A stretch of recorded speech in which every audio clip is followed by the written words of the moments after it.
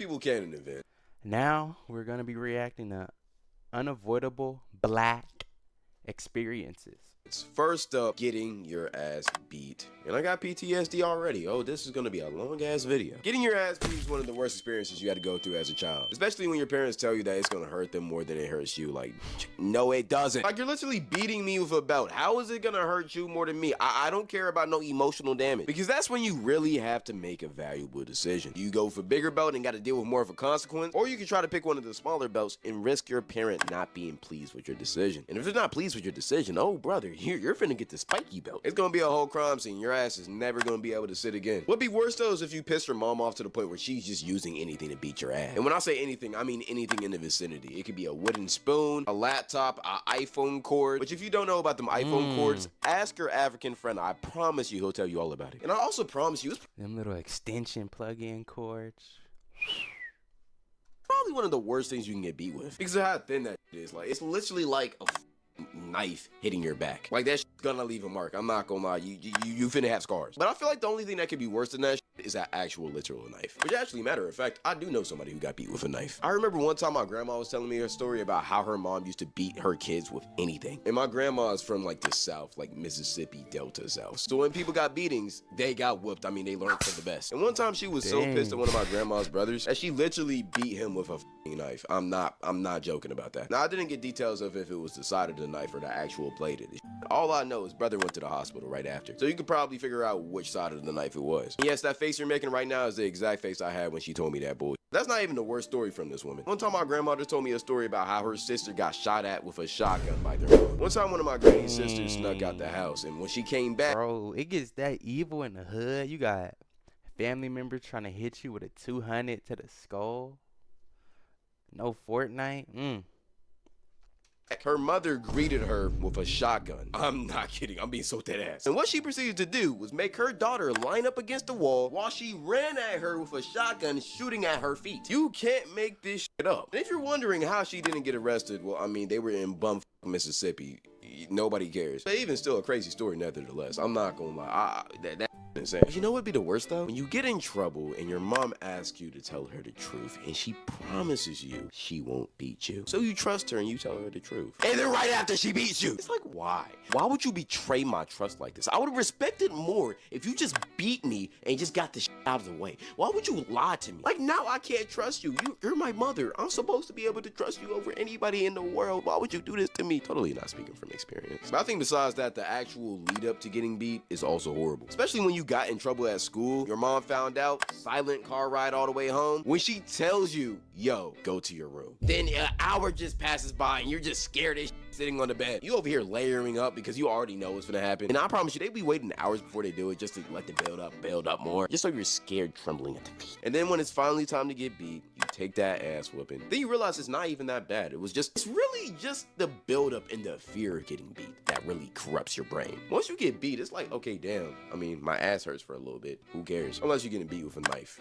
or getting shot at with a shotgun, then yeah, that's pretty scary. Moving on though, because that got pretty dark. I'm not gonna lie. Another thing that pissed me off growing up is when one of my parents would call my name, I respond, and then they just stay silent. Like, brother, why would you call my name with no instructions, and then when I respond asking for instructions, you just go ghost? Like, what was the point? Like, what do you expect? And then they have the audacity to get mad when you don't go to them. Like, yo, you didn't call for me to come here. You just said my name. Why would I go to you? I don't know instruction. You acting like I'm a dog. I don't come to your command, leash in hand, when you call my name. I'm a human being. But another thing that's weird as hell, but also does kind of make sense, is when your mom keeps all of the plastic bags from the grocery store. You know, this one I can understand. I mean, it would go to waste if you just throw it away. You can at least use these plastic bags to put other in there that you want to throw away before you throw it away. Like in my household, we just used it for miniature trash bags. I'm not gonna lie. Moms always have a drawer for these bags. Like, it never fails. You can walk into any black household and you'll see that drawer. Another canon event you'll go through is your mom leaving the oven door open to heat up the house. Like, brother, it's a small ass oven in the kitchen. It's not gonna heat up my room. Like, isn't that what the heat is for? Like, bro, why are we using the oven? That has never made sense to me. It will never make sense to me unless the AC or heat is out. I don't, like, bro, that doesn't make sense. Like, while we're on the topic of house appliances, we might as well talk about that one bowl that every black household has that is stained with food, because it's always a spaghetti stain. Like, always. Like, speaking of spaghetti, oh, I'm finna touch a core memory right here. One of the worst things you can come home to after a long day at school is seeing the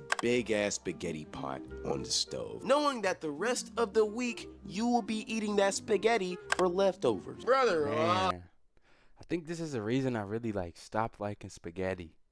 Cause it's just like day after day, night after night, year after year. That's what it feels like. The worst part about it is that I actually like spaghetti, but I get so burnt out from it because I gotta eat it for the rest of the week. Your mom will cook this on Sunday or Monday, and y'all will not be finished with the spaghetti until that Friday. Wednesday, if you're lucky. And like, yeah, I get it. I understand. Black moms go through a lot. They don't want to cook every single week. Why does it have to be spaghetti? Why can't you make a big pot of chicken Alfredo or something? Man, I will be happy eating that for the rest of the week. Spaghetti just tastes so bad reheated, bro. I don't know if it's the cheap ass sauce or whatever. It's just bad. But you know what's not bad though? Them cookouts. Music, the food, the family, the drunk ass uncles playing cards that end up fighting because It's been a while since I went to a cookout. It's been too long. Way too long.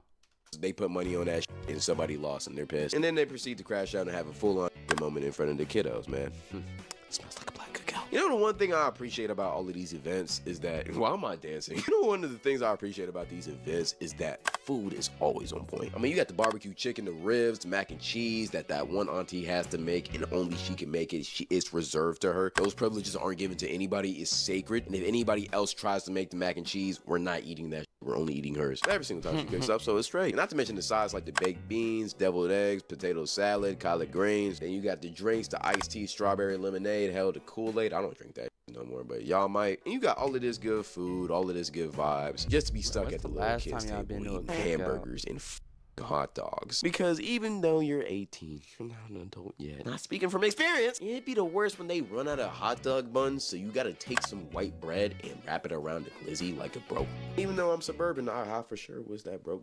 I for sure ate that glizzy like that more than once. At the same time, there's still consequences of having different cultures and different atmospheres. And one certain group that doesn't understand that is those white teachers that love saying the hard R whenever they're reading an old racist book to their class, because they have to stay true to the original dialogue of the book. Like, just say you want to say the word, because I'm telling you, it is so When I stay saying this, like, you could literally, like, it's not that serious. Just don't say it. We get what you're trying to interpret. easy just to skip over the word. I mean, we can all see it. We're all reading the book together. We all know the word. We all know the meaning to the word. Just don't say it. And just because you're trying to stay true to the original dialogue of the book, that's not an excuse. You just want to say that. Just say it with your chest. Plus, it's y'all fault for having us read this racist ass book in the first place. Like, yo, why are we reading Huckleberry Finn in the Big 2025? That guy just sounds racist, bro, and he says the hard R all the time in the book. Why are we teaching this to the kiddos, man? Why don't we get more empowering books? I bet Buddy would love Donald Trump, and he would be a good old proud boy in America. Dumbass. Like, I just know Buddy was right on time for them Klan meetings back in the day. Had his own custom white hood, dry cleaned, ironed, and all. He would make sure that he would hang it every single day. On the daily. You get it? I don't know if y'all get that one. That's a little bit too niche for y'all, because they for sure love hanging and shit. But you know the worst part about them saying it in class is that as soon as they said it, all the white kids would just look at you. Yes, you, the black guy in the class, just waiting to see how you would react. Like, brother, we're in school. What do you think I'm gonna do? Fight the teacher? Another thing that's weird is some of y'all do. It's like they'll look back at you, look at the teacher, like, yeah, what do you think I'm gonna do? I can't do nothing. Dude, is touch our hair. Oh, I'm really finna cook with this one. Why do y'all do this? I get my hair is curly, but I don't want you touching my hair. There's always that one group of white girls that come up to you talking about, oh my gosh, can I touch your hair? It's so cool. Just go ahead and call me a nigga. Like, yes, it's curly. What's so hard to understand? I get the fascination with it, but at the same time, I don't go up to you talking about, oh, your hair's so silky. Can I run my fingers through it? Like, brother, I am not a pet monkey, contrary to what your grandfather thinks. And this is not a zoo, so you cannot pet me. And it's even worse because I have locks. Because not only do they want to touch my hair, now they want to feel my locks. And it's like, Bro, I don't go asking to feel your hair. Why are you feeling mine? Because now that I got these, the number one question I get from white girls is, oh my gosh, Cloud, can I feel your locks? They make me so horny. Wait, what? You get what I'm trying to say, though. Stop asking to touch our hair unless you find shit. Yeah, I was about to say that. If you find shit, if you find like you could touch my hair however you want, however you please. Just don't pull on it now.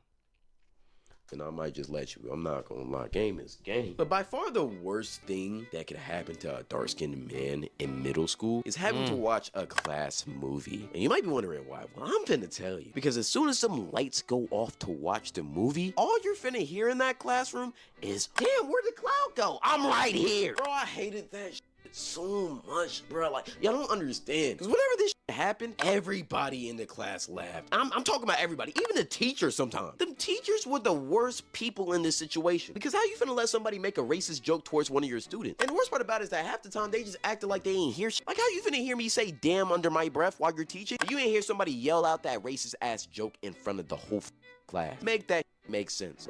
Bro, I swear, bro. I remember my freshman year, bro, in class, bro. It was this like dude, and he kept saying I had a fake BB out on BB belt. And then what happened was he kept saying that, and then he kept calling me like Juice World or something. I'm like, bro, quit calling me that. And then I think I might have called him I don't know, I called him something. And then the teacher heard that and said, AJ, watch your mouth. But the whole time this dude's been like talking crazy the whole like, I'm like, so you hear me but not him. Okay.